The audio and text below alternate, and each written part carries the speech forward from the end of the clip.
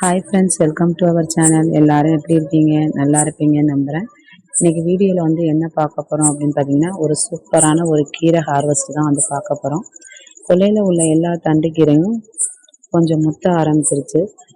So அதை வந்து பறிச்சிடலாம் அப்படின்னு சொல்லிட்டு ஈவினிங் ஸ்கூல் விட்டு வந்தவொடனே கொல்லைக்கு தான் வந்துட்டேன். பசங்களுக்கு ஷெடியூலும் என்ன இருந்தது, நெக்ஸ்ட் டே லஞ்ச் அப்படின்னு பார்த்தீங்கன்னா கீரை மெனு தான் இருந்தது. அதுக்காக கீரையை வந்து கொல்லையில் பறிச்சுட்டு போயிடலாம் அப்படின்னு சொல்லிட்டு ஈவினிங்கே வந்துட்டேன். மார்னிங் வந்து 5 o'clock அதாவது 4:30க்கெல்லாம் எழுந்திரிச்சு சமைக்கிற மாதிரி இருக்கும். ஏன் அப்படின்னா சின்ன பாப்பாவுக்கு வந்து வேனு 6:30க்கெல்லாம் வரும். பெரிய பாப்பா வந்து 8 o'clock காலேஜ் போவாங்க. நானும் என்னோட பையனும் 8:50க்கு வந்து ஸ்கூல் போவோம். ஸோ நெக்ஸ்ட் டே சமைக்கிறதுக்கு தேவையான எல்லாத்தையுமே வந்து ப்ரீவியஸாகவே நாங்கள் வந்து ப்ரிப்பேர் பண்ணி வச்சுக்குவோம்.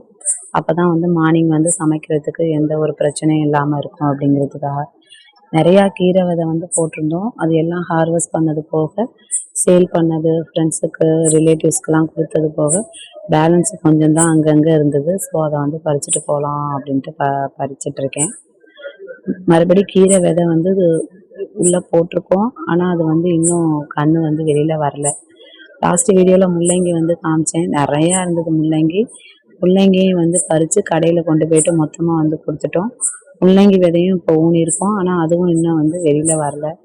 ஒரு பாத்தி ஃபுல்லாக பார்த்தீங்கன்னா வெண்டைக்காய் போட்டிருக்கோம். வெண்டைக்காயெலாம் காய் வந்து காய்க்க ஆரம்பிச்சிச்சு. கத்திரிக்காயும் அங்கங்கே 1-2 காய்கள் இருந்தது. கொத்தவரையும் அதே போல் தான். தக்காளியும் வந்து சூப்பராக வந்து காய்க்க ஆரம்பிச்சிருச்சு. லாங் பீன்ஸ் வந்து செடி தளன்னு இருக்குது. பட் என்ன அப்படின்னு பார்த்தீங்கன்னா இன்னும் பூவோ காயோ அது எதுவுமே வந்து வரல.